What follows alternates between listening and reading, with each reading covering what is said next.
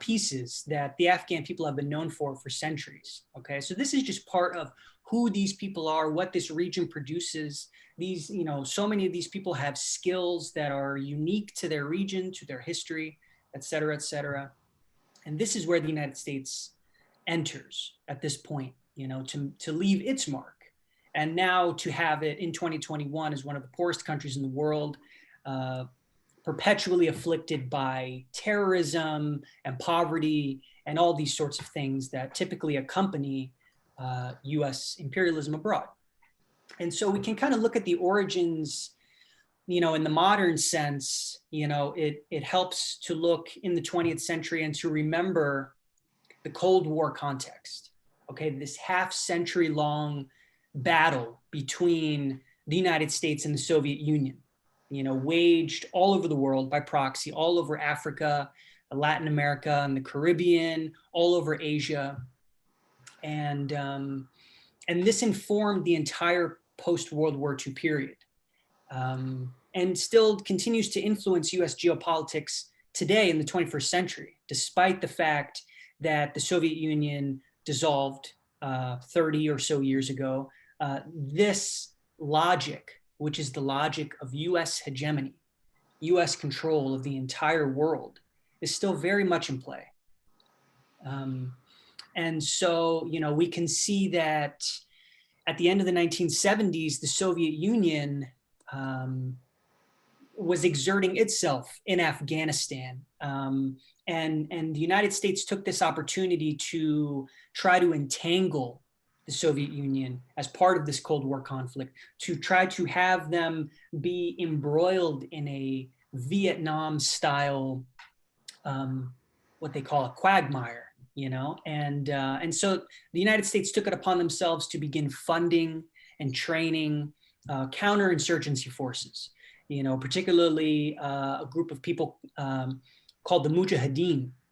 The Afghan people are a deeply traditional people, and they, many of them vehemently opposed not only Soviet-style communism, but also US-style capitalist democracy, what I'm saying? And there's heavy sentiment, anti-foreign sentiment. And so the United States was able to take advantage of this and, offer funding and training to a counterinsurgency force to combat the Soviets. And these were hardline Islamic people who had their own interests in establishing a deeply, conservative, theocratic government in the region, which the United States would be fine with, as long as they were friendly with the United States government. And so that was the policy going through the 1980s, funding a lot of these people. And it should be said that one of the ways that the United States was able to, contribute funds and other resources at these groups is by helping to smuggle heroin out of the country and to take control of this international trafficking of heroin. Afghanistan is actually one of the primary producers of opium in the world. And we can see parallels in Central America and Latin America at that time in the 1980s, for example, where, the CIA was helping to run cocaine out of Central America in order to raise money for the Contra fighters in Nicaragua. Okay, so this kind of illicit activity in order to raise funds for counterinsurgency forces happens all over the world. It happened in Afghanistan. It's been happening in Afghanistan for decades, and it's been happening in Latin America and the Caribbean, et cetera, et cetera. And so that was one of the ways that the United States was able to help the Mujahideen combat the Soviets. And again, this is part of a larger chessboard, using Central and West Asia as a chessboard to make certain moves here and there, to overthrow the democratically elected government in Iran in the 1950s in order to replace that individual with somebody who's more friendly with the United States, who would establish a regime that was friendly with the United States and encouraged American investment, et cetera, et cetera. And we see the United States doing these kinds of things in Syria, in Egypt, again in Iraq and in Iran in the 40s, 50s, 60s. So this is a long-standing tradition. And it came to Afghanistan in the 1970s as well to try to exert US influence there. And we can see throughout the 1980s that, again, these Mujahideen fighters, a lot of these high-level officers are meeting directly with President Reagan to, receive support, receive funding, and to have American influence in the region be a thing. And so 9/11 changed a lot for the United States. Following the events of September 11th, the Bush administration was able to make great use of this crisis that the American people were facing, this hysterical fear that terrorism was right around the corner here in the United States. And it was actually Winston Churchill who said that you should never let a good crisis go to waste. And the United States takes that to heart any chance that it gets. And particularly in this case, it wasn't very long before the US government was making their accusations and their allegations about who was responsible for 9/11, which countries were contributing to this terror network, Iraq, Afghanistan, et cetera, et cetera. They were immediately alleging that Afghanistan was harboring terrorists, that they were hiding Osama bin Laden, that Osama bin Laden was the mastermind behind these attacks. I mean, this is before any real evidence of this kind of stuff could even be substantiated. But the United States had their interests, they had their goals, and they went about pursuing them. And this was a perfect opportunity to do so, to whip up a hysterical, patriotic response in order to mobilize people behind whatever war was about to come to fruition, or wars. In this case, multiple wars were born from 9/11. Following 9/11, the United States wanted to take advantage of this. And so they were able to, create dual occupations in Afghanistan, also in Iraq, to continue to encircle Iran, who had been, and still is to this day, an enemy, an avowed enemy of the United States since 1979, when the US-backed government in that country was overthrown, and suddenly the United States lost a whole lot of influence that they had previously had. This was a dictatorship in Iran that the United States was supporting for a number of decades.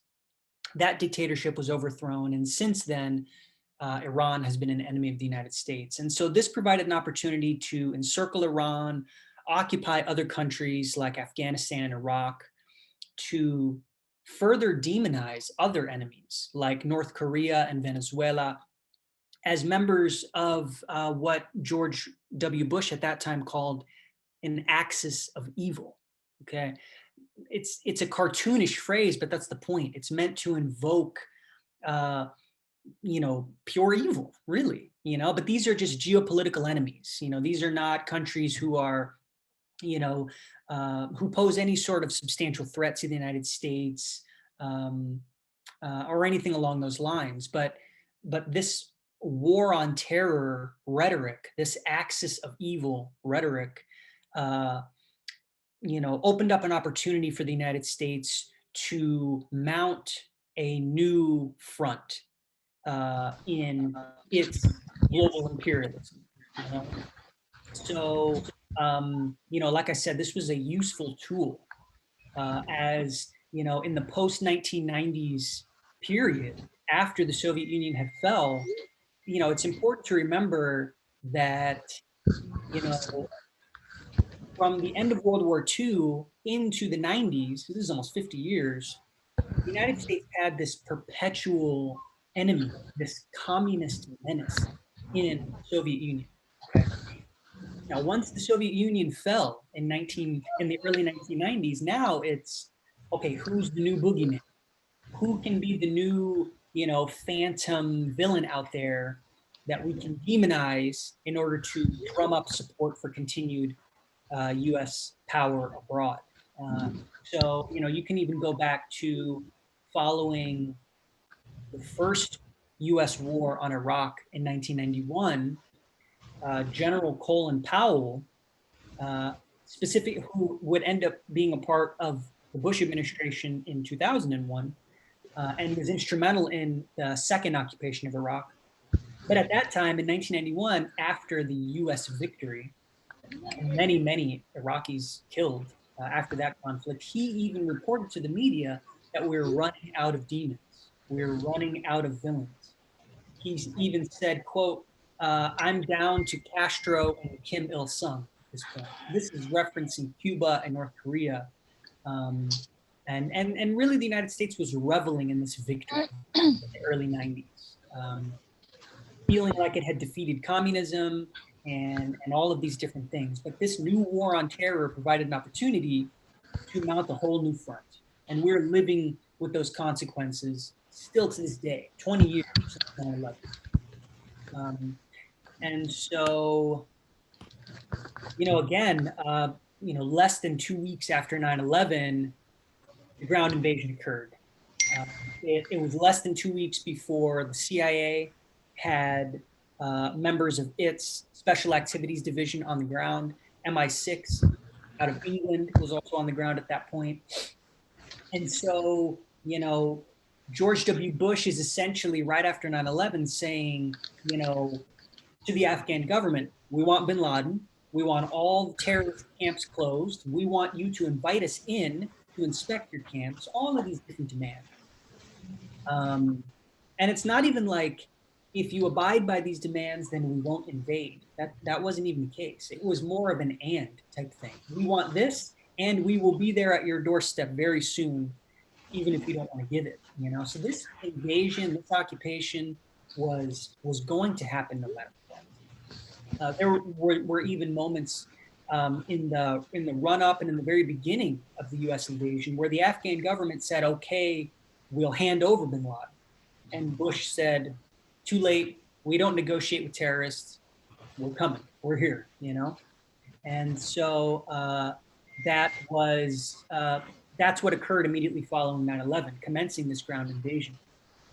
And so Operation Enduring Freedom was the name given to this particular invasion, and it officially commenced on October 7th of 2001. It was barely 2 or 3 weeks after the attacks, and there was already a full-scale military invasion. In fact, there were high-level military officials who recommended to President George Bush, that we should send in 50,000 troops and we should prepare for this for about 6 months. George Bush said, "Forget that. I want people on the ground right now." And so they just sent a handful of CIA agents, a few hundred troops, and then steadily built the forces from there. But it happened relatively immediately after 9/11. And it really ushered in, it can't be overstated how 9/11 ushered in a new era of U.S. power abroad. Now, one of the other things I wanted to touch on, because we're dealing with this today as well, is the invocation of social justice in the name of imperialism. So, for example, U.S. officials are adept at exploiting others' struggles for their own gain. The Biden administration is a prime example. We see this where, appointing the first Black man to head the Defense Department, or the first woman to do this. They put Hillary Clinton in office and hold her up as a symbol for women's liberation. What they're adept at. And one of the silliest moments, I'm sure all of us remember, was last summer right after the murder of George Floyd. The Democratic Party leadership like Schumer and Pelosi, all these people, they threw on their best African clothing and they took a knee and they proclaimed their solidarity with Black people everywhere.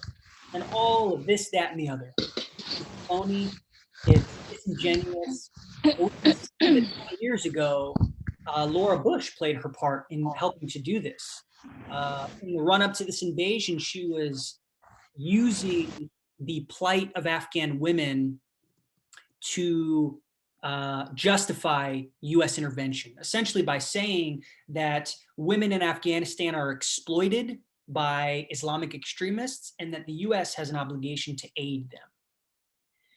Now, half of that is true.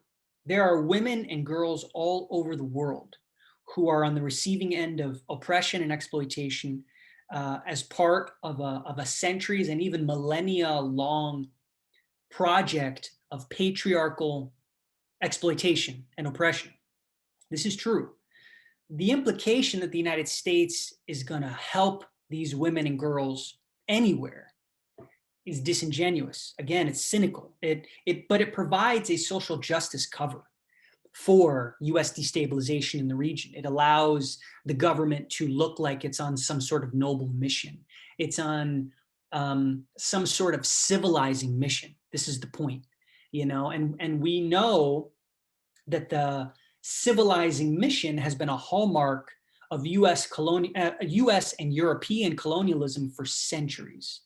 It's always the justification for planting Europeans and Americans all over Africa and Asia, et cetera, et cetera. We're here to civilize these people who are backwards. They need our help, or else who is going to help the poor women of Afghanistan? Is it going to be other Afghan people? No, they can't do it. It's got to be us. It's got to be US military officials and soldiers. It's absurd. It's utterly absurd, but it still works to this day. That's how the Biden administration is able to dress up the continuation of the US empire as some sort of social justice project,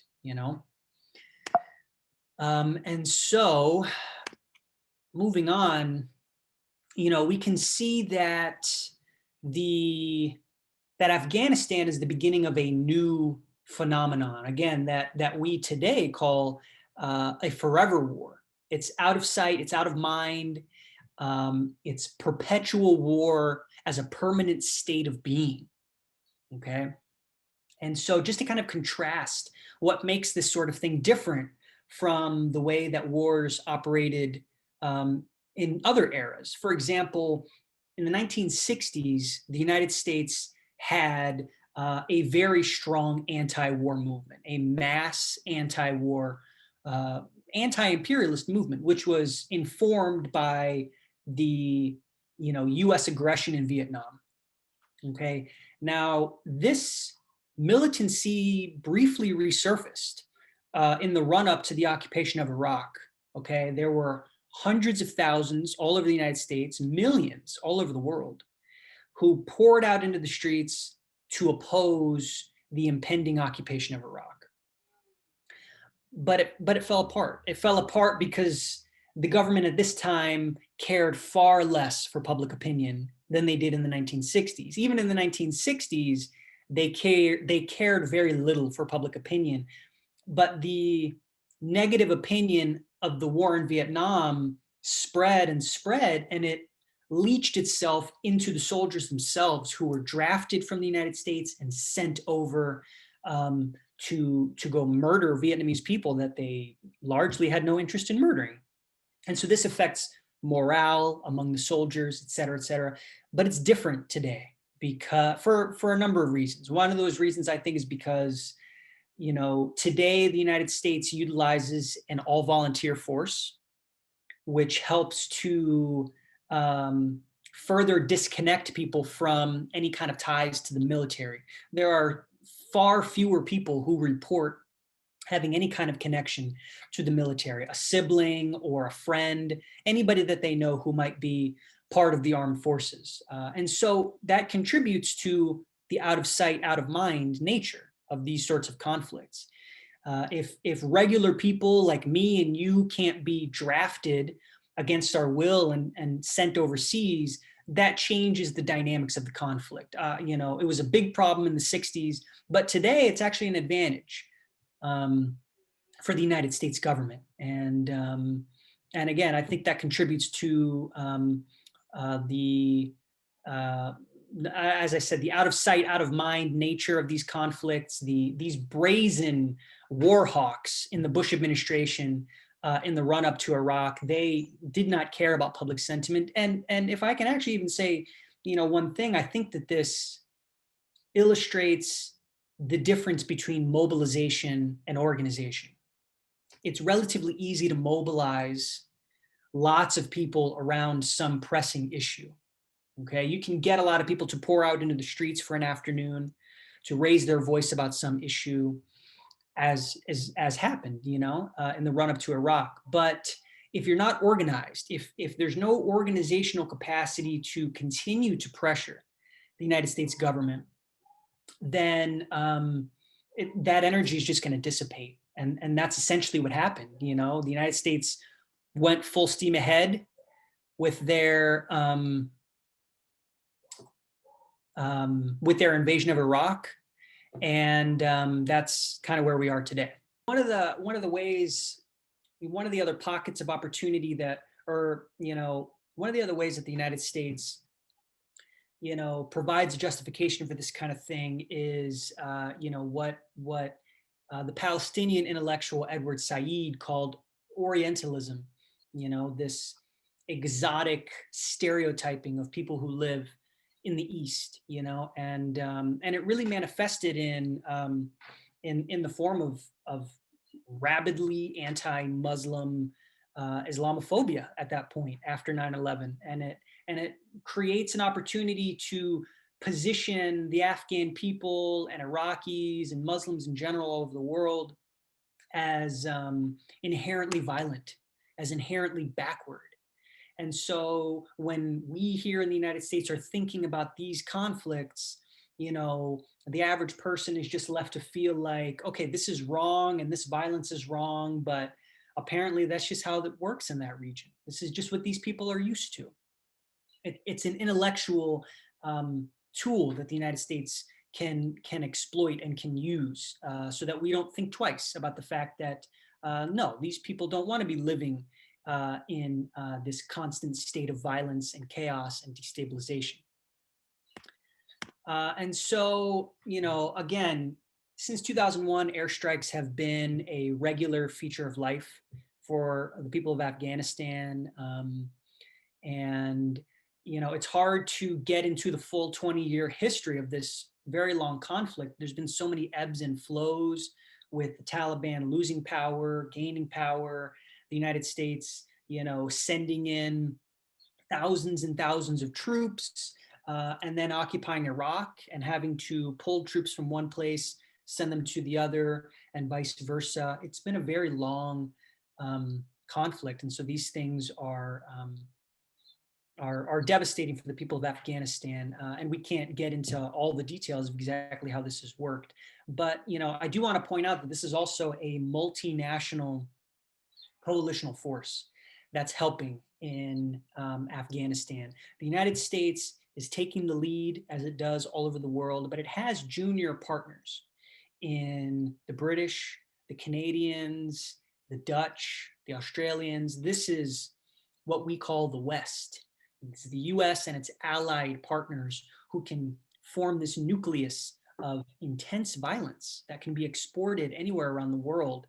These incredibly wealthy countries can pour almost all their resources into military might, despite the fact that, we all know here in the United States that there are millions of people, suffering from lack of access to healthcare, housing, adequate education. These things are secondary, if that, for the United States government. Its primary mission is to colonize the world. And so that's where the resources go. And, we can see even, as of December of 2001, you can see that the United States has air bases all over the region. all over, in Saudi Arabia and in Turkey and in Uzbekistan. So it's not really just about one country, it's about the whole region that can be held by the United States. And one of the ways that they're doing this is by building military bases all throughout Afghanistan as they're taking towns. All the major cities are going to now be a host for the United States military. Okay, this image is as of 2013. This isn't even the most up-to-date image, but you can see that there are at least 9, air bases and other military facilities and installations that have been erected all throughout Afghanistan in this time.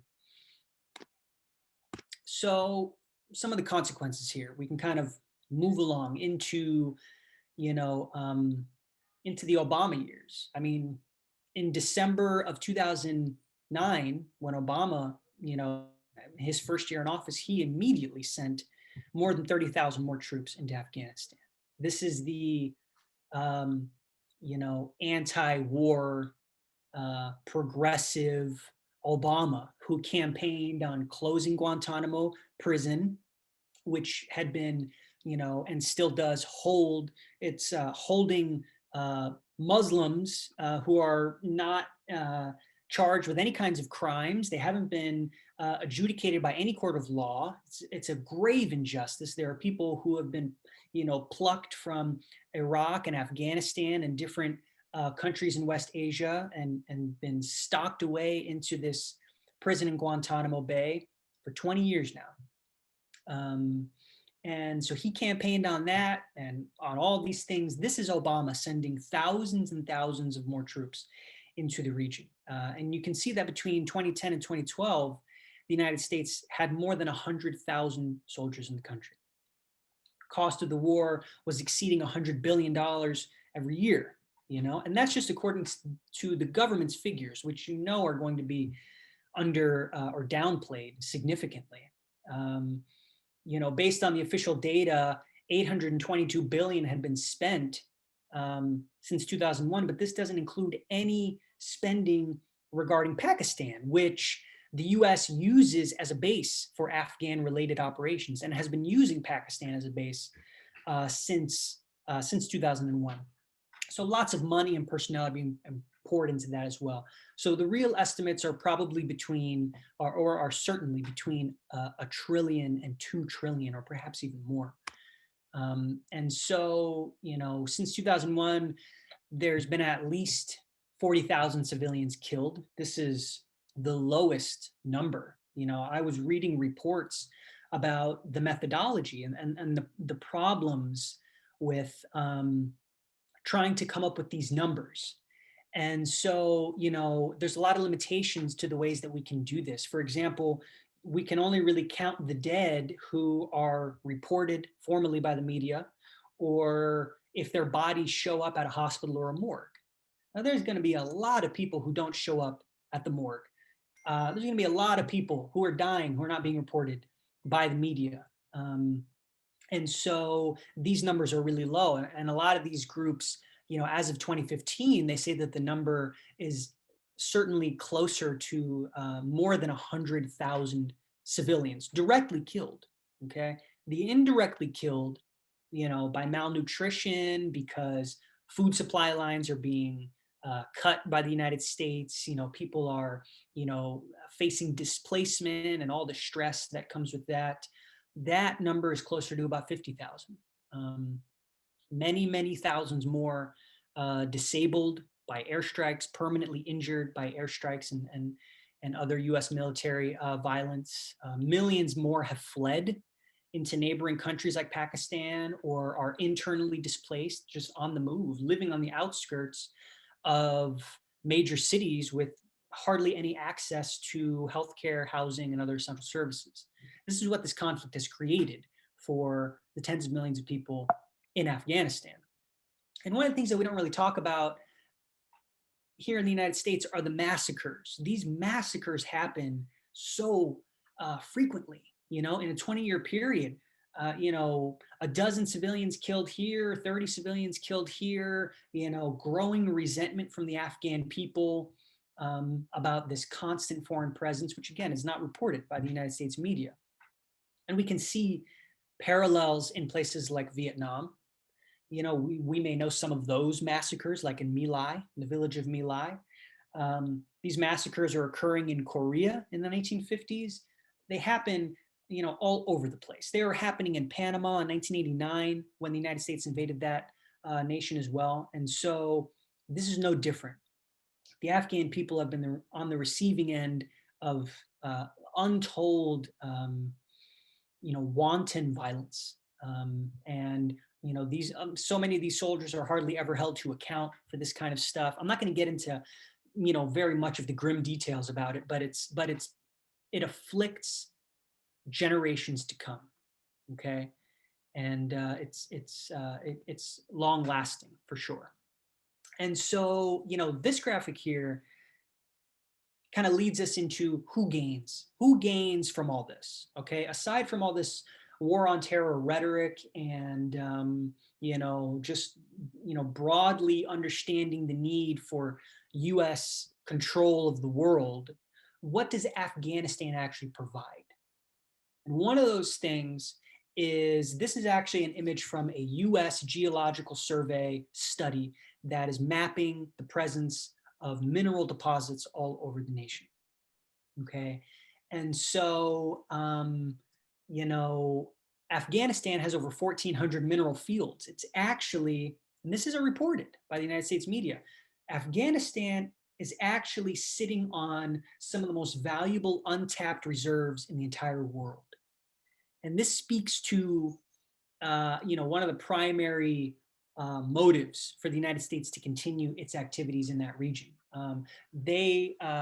The land in Afghanistan is holding an untold, I mean, trillions of dollars worth of coal, copper, gold, iron ore, other fossil fuels like natural gas and oil, semi-precious stones and high-quality gemstones like emeralds and rubies, et cetera, et cetera. These resources are valued in the trillions of dollars. And the United States wants this stuff. You know, it's even been reported by the major media, by the New York Times, that creating a mining industry that's welcoming to foreign investment has been the primary goal of all the presidents who've been at the head of this conflict.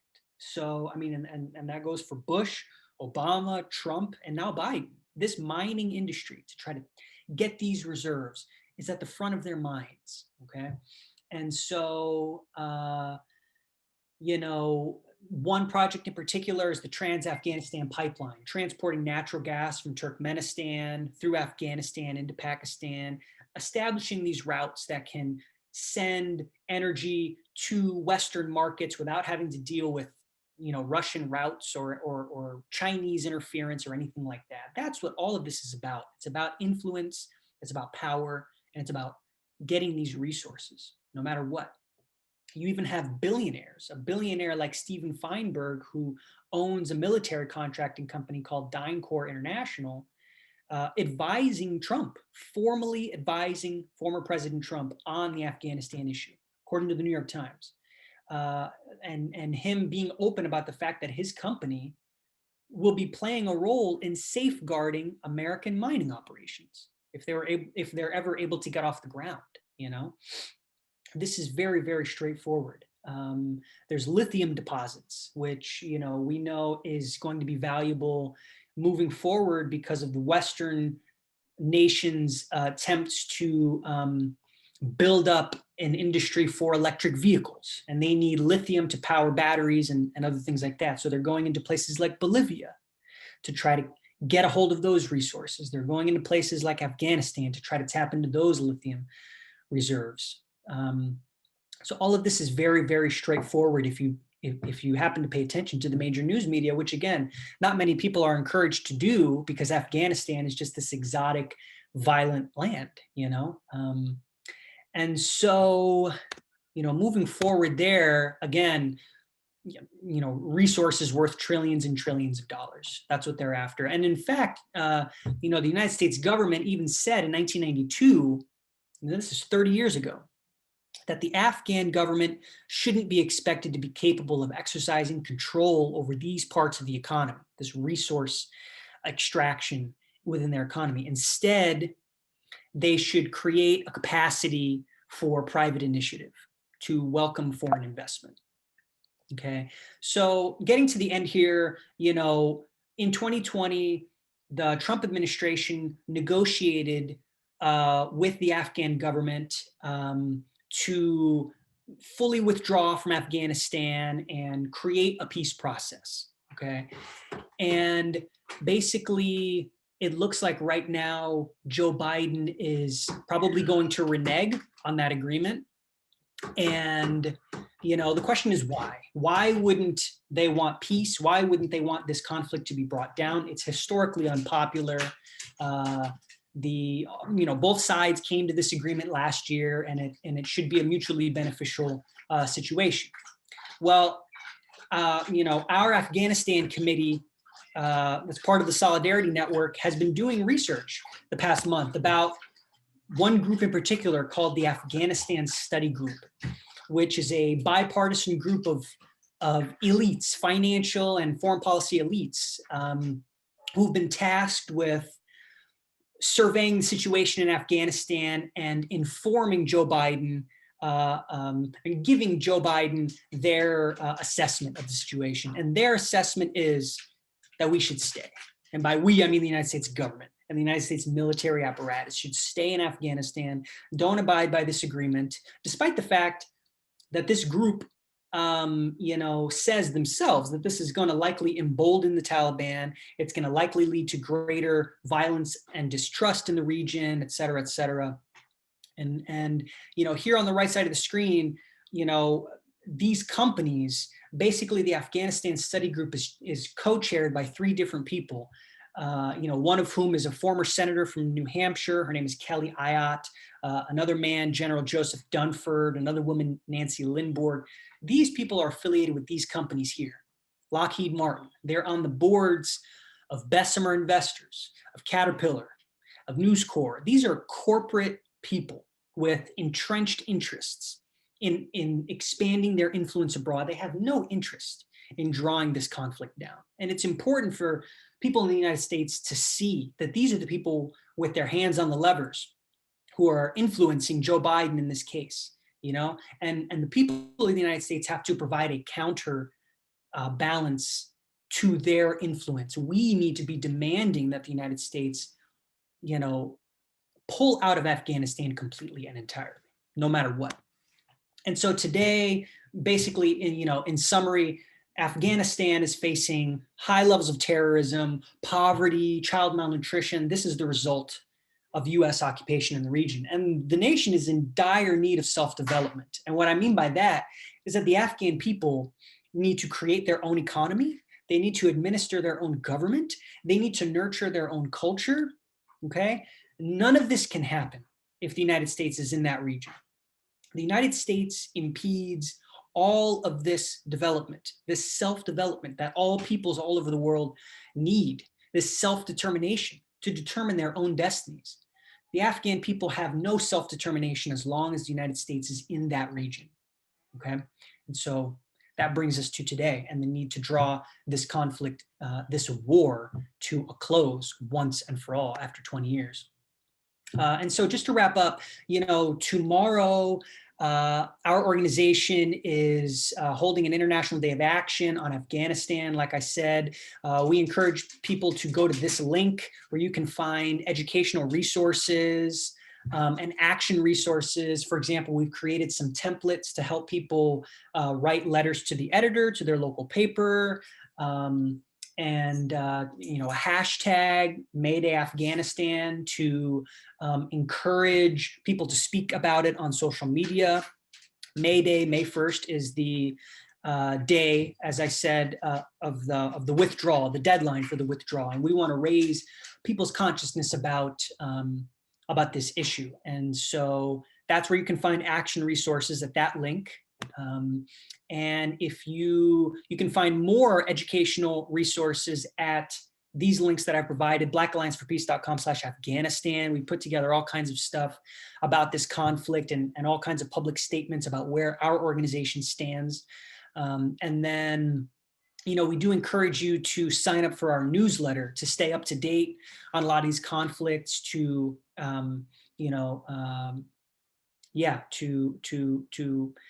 we also encourage, looking into joining the Black Alliance for Peace or the Solidarity Network for non-Black people to contribute to the development of this anti-imperialist movement and, do your part to draw U.S. power away from where it doesn't belong. But we do encourage you to visit these links. If you have any other questions or you're wondering about more, these links will definitely help with that.